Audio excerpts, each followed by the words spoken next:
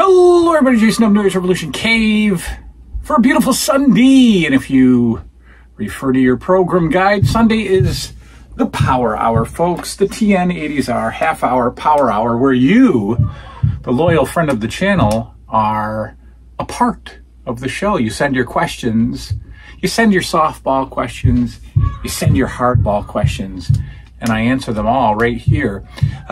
So before we get into the Power Hour,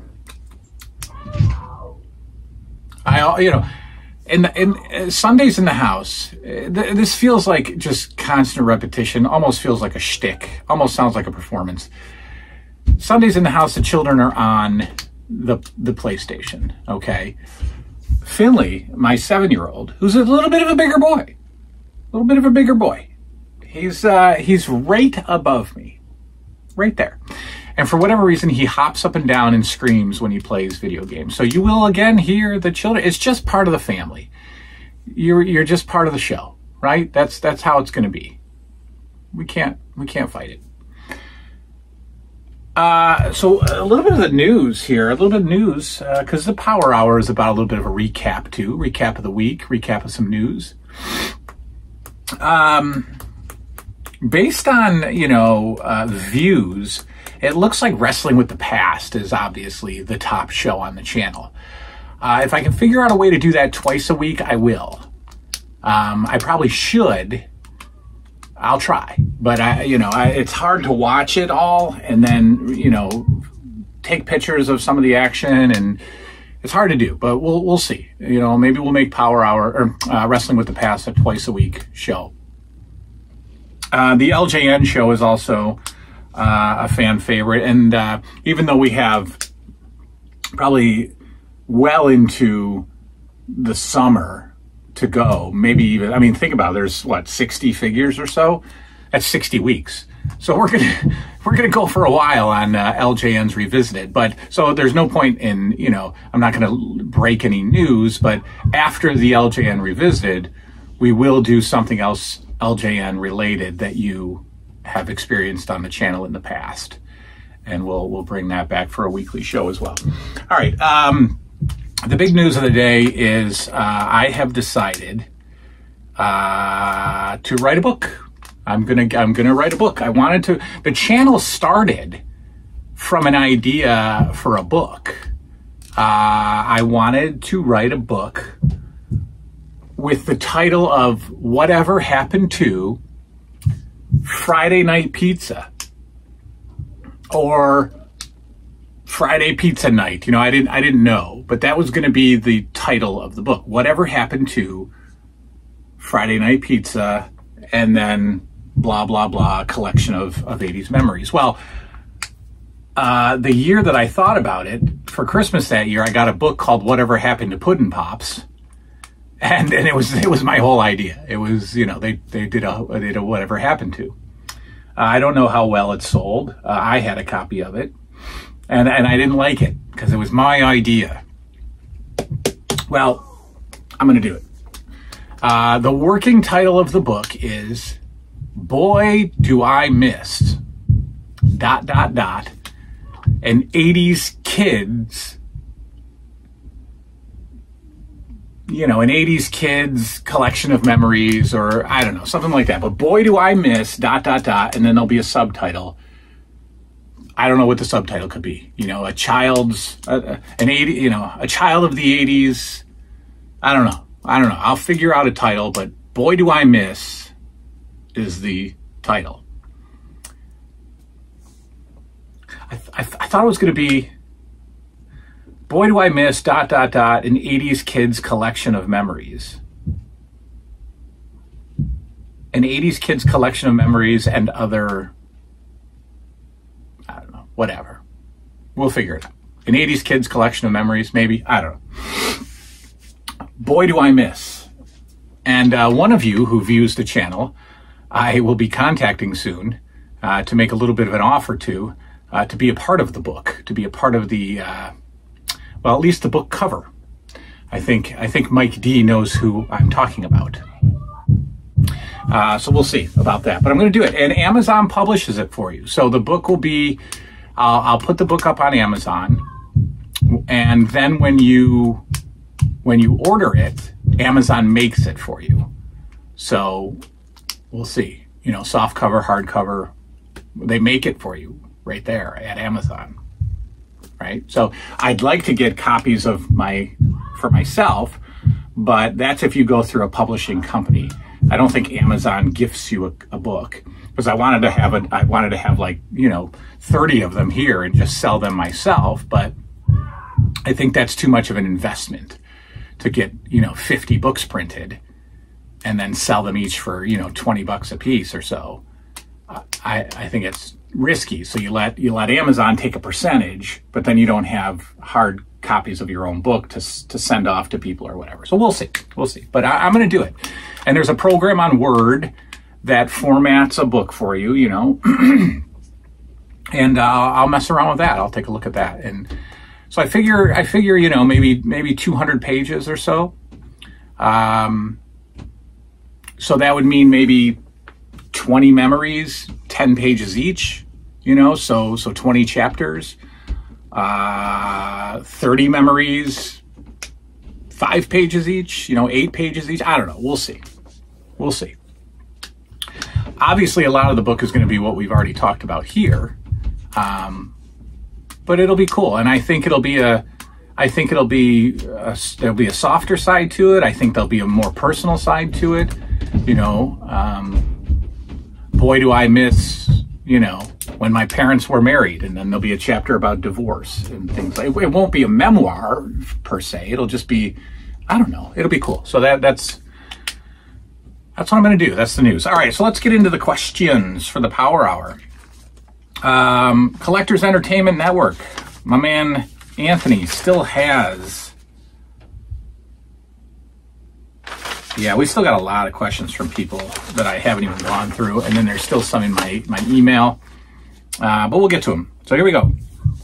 Anthony says, hey, Jason, I got a few questions for you.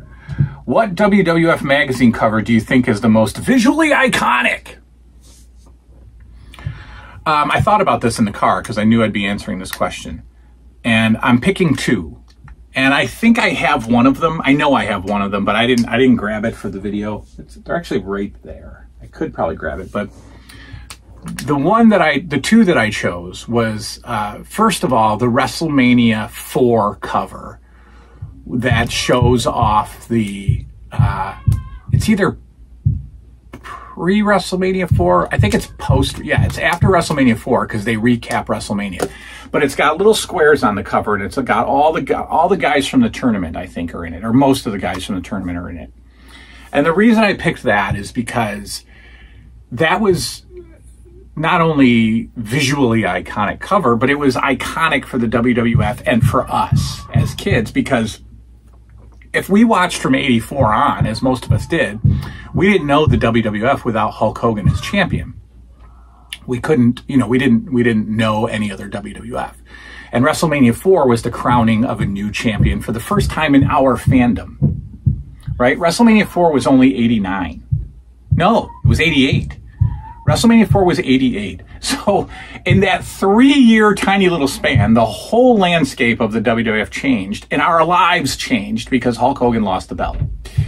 So that cover's good. And the WrestleMania 3 cover with Hogan and Andre staring at each other, giant heads staring at each other. I thought that was pretty cool because it introduced us to an insane match that we never thought we'd see, that happened a million times before, but Hogan versus Andre. Those are my two favorite covers. Yeah,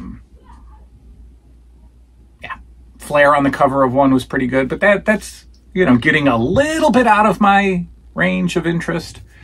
I think some of the with Hogan and Wendy Richter on the cover, like with the globe there with them, is a pretty good cover.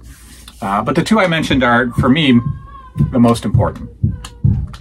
Do you have any specific Coliseum video renting memory that sticks out to you? Just the one I've probably talked about, renting WrestleMania 1 constantly in '86, late '86. Being able to walk up to the video store that we had, being able to get my own video card at 10 and renting WrestleMania 1, because that was the first way that I saw WrestleMania 1 was on VHS in '86. I hadn't seen it in '85. Other memories, of course, are with my dad going to a video store and renting the Best Of series. I loved the WWF Best Of Volume whatever. Some of the early ones were really good. You know, 1, 2, and 3 I rented a lot. And they had old matches on them. So I was seeing stuff that I had never seen before. Like, one of them showcased the Gorilla Monsoon Muhammad Ali situation. Yeah, they just had, I can't remember, but they had older matches. And I have Volume 9. Let me get it for you just to show you. I have Best of the WWF Volume 9. Like a while ago, I got the idea of doing a Coliseum video collection, and I still might. They're expensive. But here's Best of WWF Volume 9 in the beautiful clamshell, I don't want to rip it, oversized. This has Savage versus Steamboat, Kirshner versus Volkov in a boot camp match, the Ultimate Battle Royal, a 22-man over-the-top match with the most amazing winner ever. That's going to be cool to see. Lord Littlebrook versus Cowboy Lang, Bundy and Studd versus King Tonga and CV Afi, and the Hart Foundation versus Sheik and Volkov. That might be bad guy hearts. That might be bad guy hearts, but there's nothing more. Oh, wow. This has Dog, Giant, and Snuka versus Patera, Ventura, and Studd. I just reviewed that match. These tapes are these are visually iconic. These massively beautiful. Imagine just going into a video store and bam, this is just sitting on the shelf. I gotta have that. I love it. How many licks does it take to get to the center of a Tootsie Pop? Yeah, I mean, I don't know. Have any of us guys really ever mastered that? You know, have we ever really figured out how to get to the center of a Tootsie Pop by licking it? I don't think we ever have. So I don't know. Okay, your children can come back in the room now. What were your TV memories with your sisters? Oh, we've heard parents and grandparents, but not sisters. Of course, if this is too touchy, you don't have to answer it. Well, nothing is too touchy, my friend, Anthony. Collectors Entertainment Network, folks, you have done your job. You have got him to well over 1,000 subscribers, so congratulations. Oh, let's see. I think, nothing. Well, see, we were together until probably I was, oh man, I think I moved in with my grandparents when I was about 15.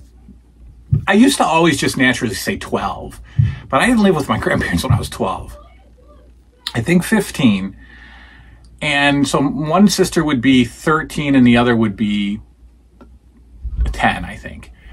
The problem was my 13-year-old sister was not like she was kind of doing her own thing. She was kind of a bad kid, I guess. It's kind of hard to say because,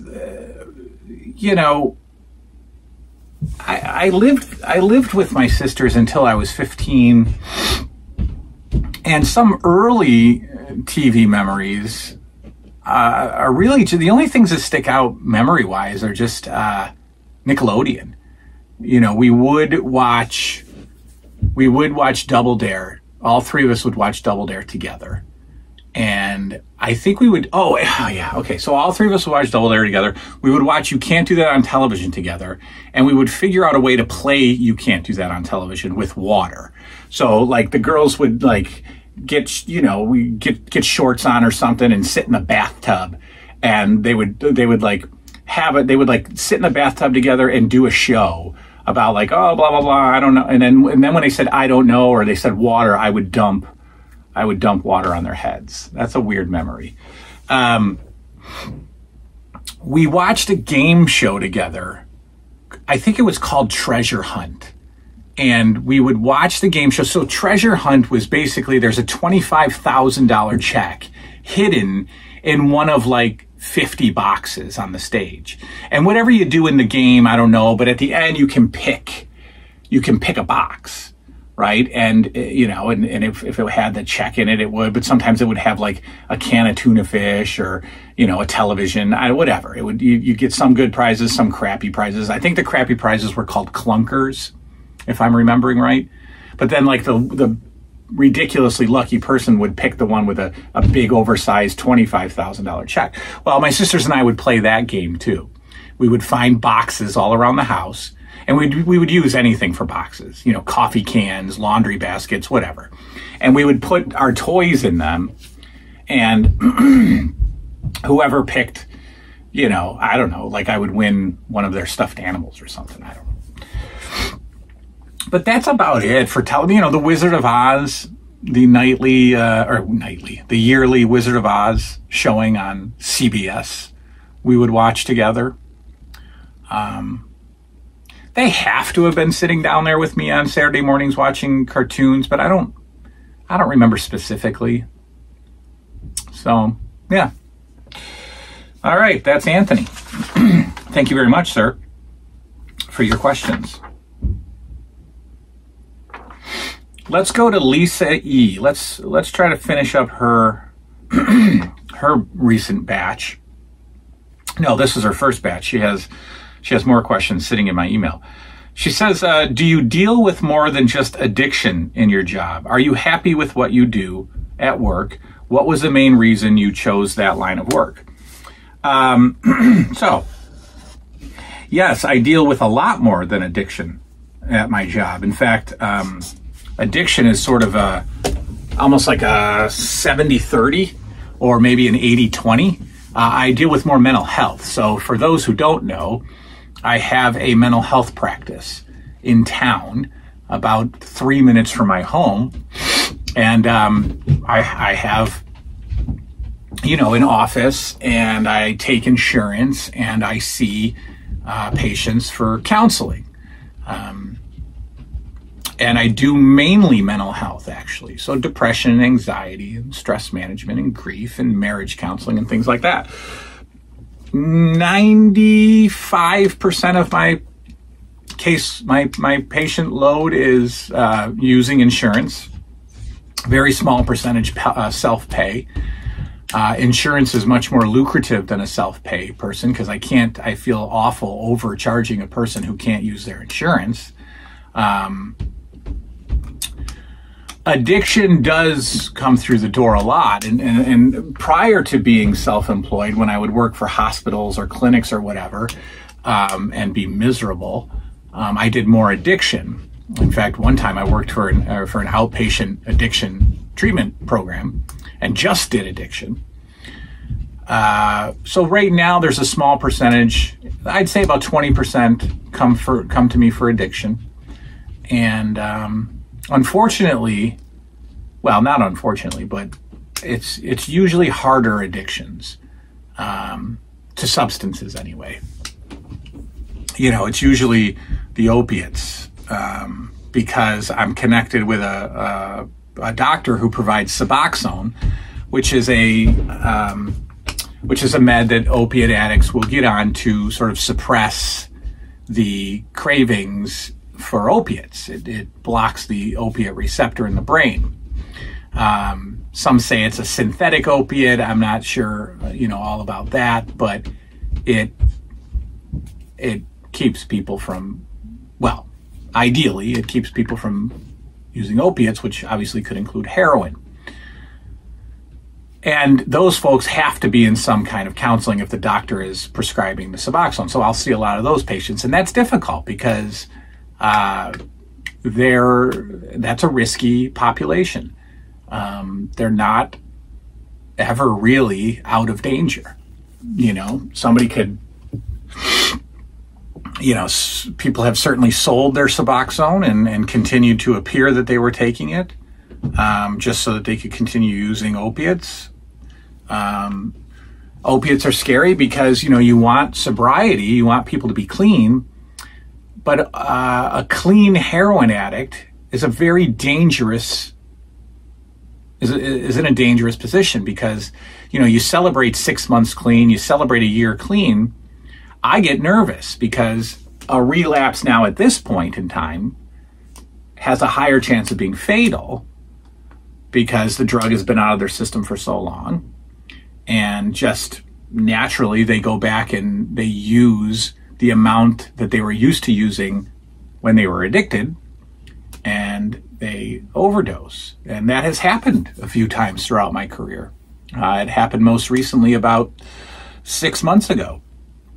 I had just started seeing a person who was about a month clean, you know, had gotten into some kind of residential program or was starting to get things together, and I don't know, got another month clean maybe with me and went 2 months or so and then went back out and overdosed and died. So it happens. What's the main reason are you happy with what you do? Yeah, I'm happy with what I do. I mean, I've got an easy job, and I know that sounds hard to imagine, but my job's easy. You know, I don't get up at 6 o'clock in the morning. I don't work outside in the cold. I'm not underpaid for what I do. I'm not underpaid at all. And I don't, you know, I'm not coming home with a bad back. You know, I work 30 hours a week. I make my own schedule. So yeah, I mean, I'm very fortunate to be able to do this. But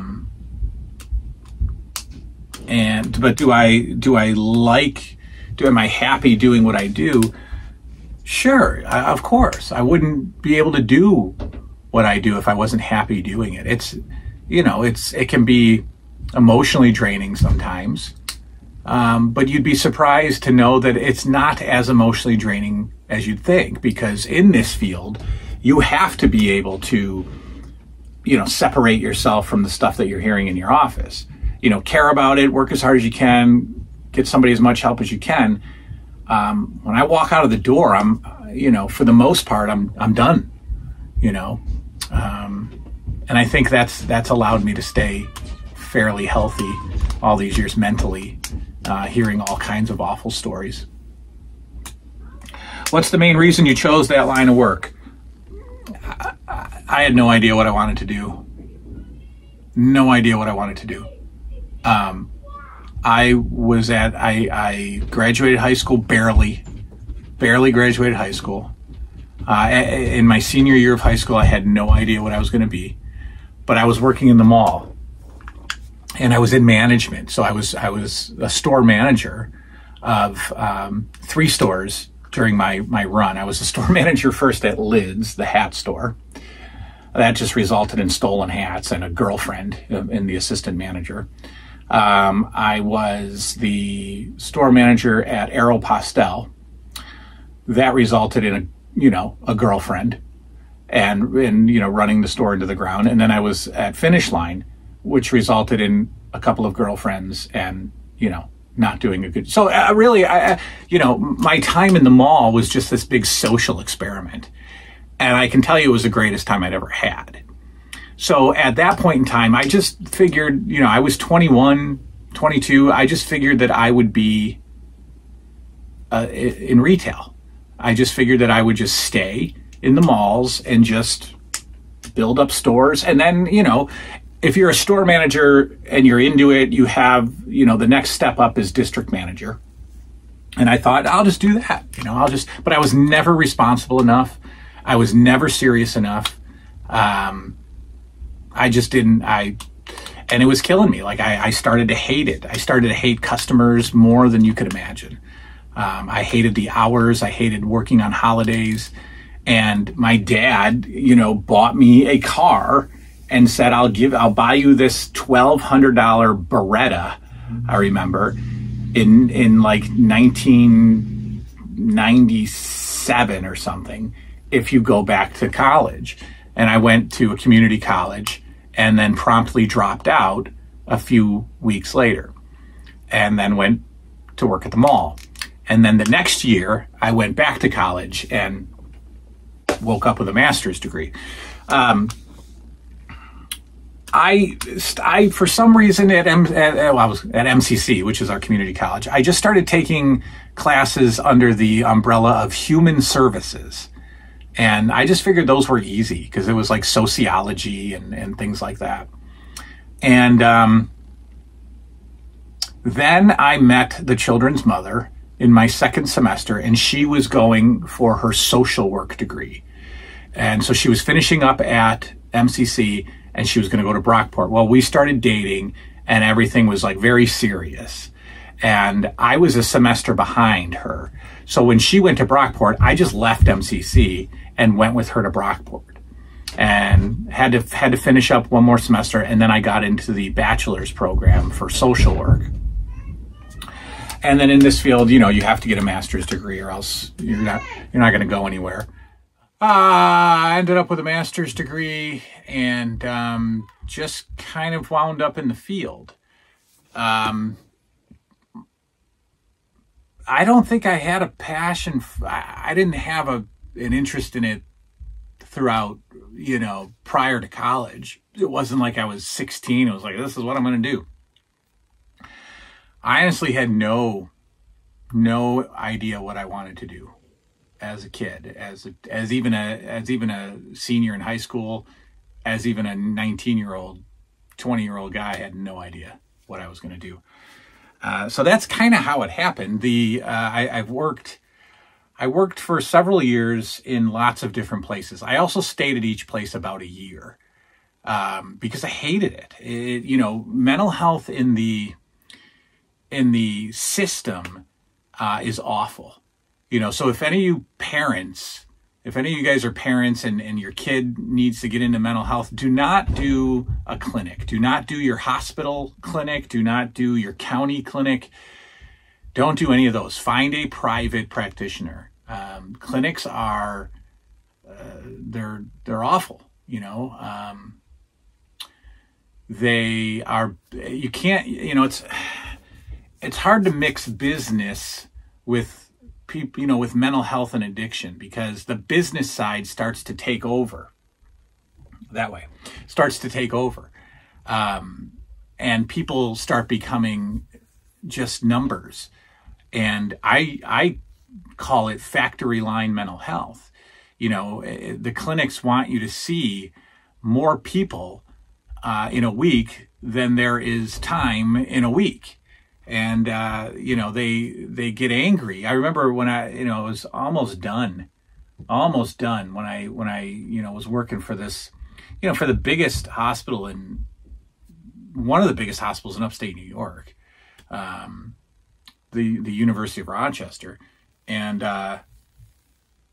you know, let's say, you know, they wanted you to see 50 people a week. If you saw 40, they were angry at you that 10 folks struggling with mental illness and addiction didn't show up for their appointment. That was your fault. That was my fault. And they're like, what are you going to do about that? You know, because we're going to record it. Like, what am I going to do about it? Like, you know, so I hated it. And so then I started going out on my own. I first went out part-time, and then I just jumped out one day. I couldn't take it anymore. I had to get out of the clinic, and that's the other thing. You know that it's bad when the turnover is so high. You know, if any of your family or kids are connected to some mental health clinic, I guarantee you the same employees aren't there that were there when you started. You know, the turnover is super high because the pay is garbage. And they want you to see massive amounts of people. They want you to double book just in case somebody cancels. Well, what happens if somebody doesn't cancel? You know, then it's just a mess. So private is a whole different world. Private is just it was the new life that I needed, you know, the new breath that I needed breathed into this career, or else I would have tried to figure out something else to do. I don't know what, but but private I can do forever. You know, it has its drawbacks. You know, I have to, there's not an organization that's helping fund my retirement account. you know, have to do that myself. There's no vacation pay. There's no sick pay. There's no health insurance. I have to do that myself, which is a nightmare. Thank you, good old USA. Uh-oh, thumbs down. Yeah, there's drawbacks, but the benefits are tenfold what the drawbacks are. Anyway, that's that. Lisa says, if you could change professions, oh, what a good segue, because I didn't even read ahead. If you could change professions, would you? If so, what would you change it to and why? No, I mean, I wouldn't. It's hard. No, I couldn't. First of all, I would have a very hard time working for somebody. I can't work for someone. And apparently, according to partners that I've had on the channel, I can't work with anybody either, which I don't think is true. I'm not that much of a diva. So no, I could not go back and work for somebody who's got, like, you know, a checklist of, you know, things to do and 45-minute lunch breaks to make sure you come back to, and you know, things like that. There's no way. Plus, you know, I don't know how to do anything else. I'm not a computer guy. I can't fix stuff. I can't make stuff. I don't know what I would do. Honestly, I don't know what else I would do at all. And, you know, the insurance companies pay well. I don't know where I'd go make the kind of money that I'm making now. So in fantasy land, I think I would be somebody famous. I think I would, if I could do this forever and be, you know, a million subscriber YouTuber and just do what I do here, that'd be great. I would probably want to act if I could do something, if this was just like pick anything. I don't think I would want to work.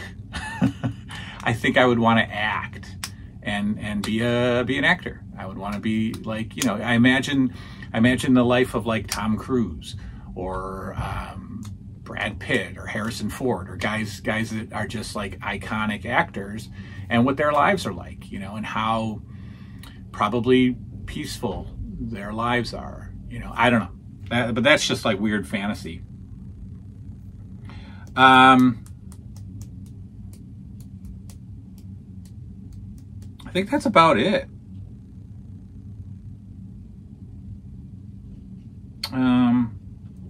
If you could live, that's it for Lisa. If you could, she wraps it up with, if you could live anywhere in the world, where would it be and why? I haven't seen a lot of the world. I haven't seen any of the world. If I could live in, I guess I got to be careful with this answer, as to not offend.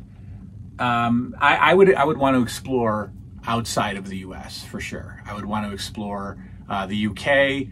I would want to explore Canada, but not like American Canada, so not like Ontario.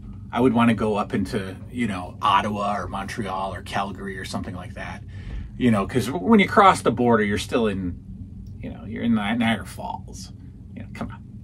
I would want to go where they're speaking French. Yeah, I would probably want to try living in another country.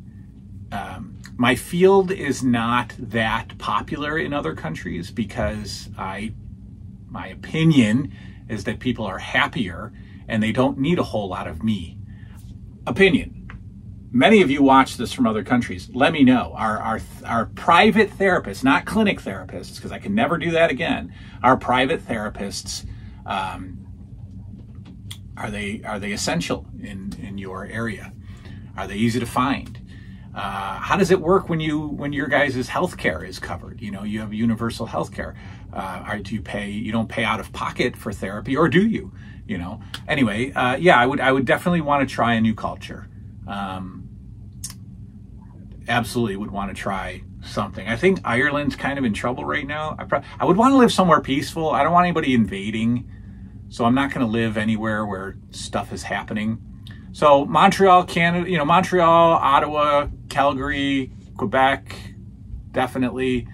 The UK, outskirts maybe. I don't think I'd want to live in London, but you know, stuff like that. Outskirts, the UK. I would try most of, you know, most of those European, you know, about France, but yeah, that's what I would. Sure. Why? Oh, I'm not going to answer why. I can't say why. You can figure out why. Sometimes you get fed up and frustrated with stuff. All right, folks, that is it. That is the Power Hour. Thank you again for everybody who has been sent. Don't worry, all the questions that you're sending will make it onto the show. They will. We do them. I catch up, and we answer them. That's it. That's it. We'll update you on the book. I'm going to start outlining a little bit, maybe coming up with, you know, Boy Do I Miss Chapter 1, cartoons, you know, whatever like that. I probably got to come up with, like I said, maybe 15, 20 things that I miss. I think it's going to be Boy Do I Miss Reflections and Memories of an 80s Kid, or Memories and Reflections of an 80s Kid. I think that's going to be the title. And Mike D, wait for a text from me. That is all, folks. Good night now.